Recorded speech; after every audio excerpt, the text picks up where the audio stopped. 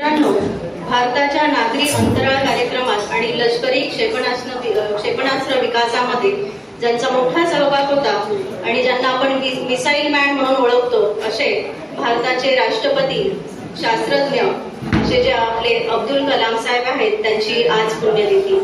या पुण्यतिथीच्या अनुषंगाने आज आपण त्यांच्या जीवनाविषयी थोडक्यात जाणून घेणार आहोत.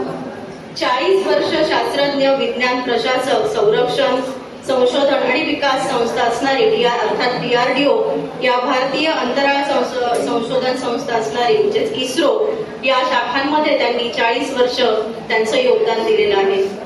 यांचं जे अब्दुल कलाम यांचं जीवन जर आपण बघितलं तर अगदी सरासरी गुण प्राप्त करणारे असे अब्दुल कलाम एक शास्त्रज्ञापर्यंतचा प्रवास कसा करू शकतात हे आश्चर्यचकित करून सोडणारी गोष्ट आहे. ॲव्हरेज स्टुडंट असताना सुद्धा फक्त तेजस्विता आणि चिकाटीच्या जोरावरती त्यांनी जे महान संशोधन कार्य केलेलं आहे ते भारतातच नव्हे तर पूर्ण जगभरामध्ये सर्वांना आश्चर्यचकित करणार आहे.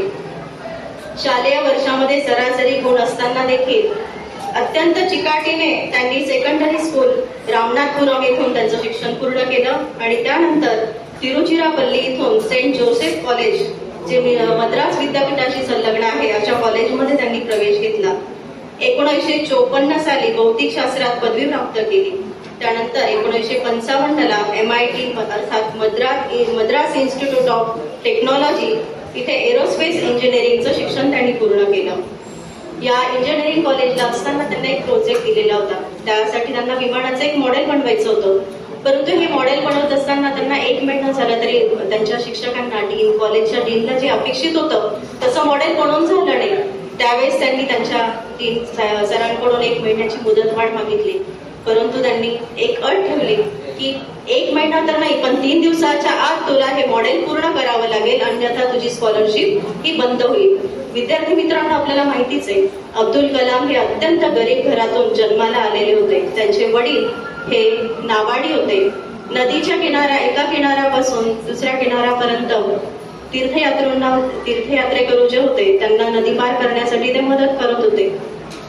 घरामध्ये इतकी गरिबी की रात्रीच्या अंधारामध्ये अभ्यास करण्यासाठी घरात दिव्यामध्ये तेल सुद्धा नसायचं. अशा या कठीण परिस्थितीमधून जगत आणि पुढे स्कॉलरशिप वरती शिक्षण घेत असताना त्यांना खूप टेन्शन आलं की आता जर माझी स्कॉलरशिप बंद झाली तर माझं पुढचं शिक्षण सगळं बंद होईल. आणि म्हणून त्यांनी चिकाटीने जे काम 1 महिन्यात पूर्ण होऊ शकलं नाही ते काम त्यांनी अवघ्या 3 दिवसामध्ये न झोपता दिवस रात्र मेहनत करून ते मॉडेल त्यांनी पूर्ण केलं. आणि आश्चर्याची गोष्ट म्हणजे त्या कॉलेजच्या डीन सरांना सुद्धा ते अत्यंत आवडलं.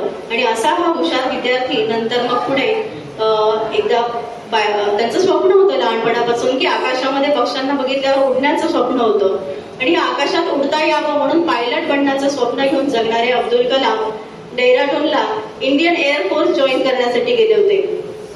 माणूस म्हटला की त्याला सुख दुःख यश अपयश येणारच आणि अपयशाने माणूस खचून देखील जातो. असंच काहीसं अब्दुल कलामांच्या बाबतीत घडलं. ज्यावेळेस ते डेहराडूनला एअरफोर्स जॉईन करण्यासाठी गेले होते तर त्यावेळेस अवघे फक्त 8 जागा शिल्लक होत्या इंडियन एअरफोर्स मध्ये आणि यांचा क्रमांक होता 9वा. आणि त्यामुळे साहजिकच त्यांना हे अपयश प्राप्त झालं आणि त्यांना पायलटचा जो जॉब होता तो मिळाला नाही. त्यावेळेस त्यांना असं वाटलं की एवढं शिकलोय आणि आपल्याला वाटत होतं की कुठे हातभार लावला मग नोकरी मिळाली तर हातभार लागेल म्हणून हताश झाले. आणि विद्यार्थी मित्रांनो, जसं आपण खचून जातो तसेच कलाम अतिशय खचले आणि एक वेळ त्यांच्या मनामध्ये आत्महत्येचा देखील विचार आला. आणि म्हणून ते ऋषिकेशला गंगा किनारी आले आणि गंगा किनारी चालत असताना समोर आपल्या गंगेमध्ये उडी द्यावी की काय अशा विचारात असतानाच एक त्यांच्या आयुष्याला एक मदतीचा हात आला, तो म्हणजे स्वामी शिवानंद. स्वामी शिवानंदांनी त्यांना समजावलं, अरे अंधारानंतर उजेड हा येतच असतो आणि येणारा सूर्य रोज नवीन स्वप्न घेऊन येत असतो. तर आज तुला ही नोकरी नसेल मिळाली तरी उद्या भविष्यात तुझ्या हातून काहीतरी मोठं काम होणार असेल आणि त्या मोठ्या संधीसाठी तू जगायला हवं आणि तू मेहनत घ्यायला हवी. बस या ठिकाणी त्यांनी ठरवलं आणि आता पुढचं नवीन विश्व खुलं करायचं. आणि नंतर त्यावेळेस त्यांनी DRDO जॉईन केलं आणि तिथे त्यांना अधिक मदतीचा हात मिळाला, तो विक्रम साराभाई. त्यांच्या मदतीने त्यांनी अनेक क्षेपणास्त्र वगैरे त्यांचे डेव्हलपमेंट केली. आपल्याला माहितीच आहे पृथ्वी, अग्नी, नाग यासारखे मिसाईल क्षेपणास्त्र त्यांनी केलेले. अगदी छोट्या गावामधून आलेले, ज्यांनी लहानपणी आपल्या घराला हातभार लावण्यासाठी वर्तमानपत्र देखील विकलेले आहेत असे हे अब्दुल कलाम केवळ आपल्या चिकाटी आणि शिक्षणाच्या जोरावरती एक भारताचे स्वतंत्र भारताचे 11वे राष्ट्रपती बनले. त्यांना पद्मविभूषण, पद्मभूषण, भारतरत्न असे सर्वोच्च सन्मान मिळाला. एवढंच नाही, भारतातच नाही तर पूर्ण जगभरामध्ये त्यांचं नाव लौकिक हे आहे. नासो जे आहेत अमेरिकन संशोधन संस्था यांनी देखील त्यांना जॉबची ऑफर दिली होती. परंतु दुसऱ्या देशासाठी मी माझी बुद्धिमत्ता वापरणार नाही, माझी बुद्धिमत्ता माझ्या देशाच्या विकासासाठीच वापरेल असं ठरवून त्यांनी अमेरिकेची जी आहे संशोधन संस्था तिथे काम करण्याचं नाकारलं आणि भारतामध्ये येऊन इस्रोमध्ये शेवटच्या श्वासापर्यंत त्यांनी काम केलं. खरं तर शास्त्रज्ञ म्हणून हे आयुष्यभर अनेक शोध लावून स्वतःचं नाव लौकिक वाढवू शकले असते, परंतु शेवटच्या उत्तरार्धामध्ये त्यांनी विद्यार्थ्यांना घडवण्याचं आणि नवीन शास्त्रज्ञ निर्माण करण्याचं मोठं काम त्यांनी केलेलं आहे. अगदी शेवटच्या श्वासापर्यंत सुद्धा त्यांनी विद्यार्थ्यांना मार्गदर्शन केलं. आणि आपल्याला माहिती आहे ज्यावेळी 27 जुलै 2015 रोजी Indian institute of management Shillong इथे व्याख्यान देता देताच ते कोसळले आणि हृदयविकाराच्या झटक्याने त्यांचं निधन झालं. जन्मापासून तर शेवटच्या श्वासापर्यंत ज्याने केवळ ज्ञानदानाचंच काम केलं आणि केवळ ज्ञानाची उपासना केली, म्हणूनच आज जगभर त्यांना एवढा सन्मान प्राप्त होतो.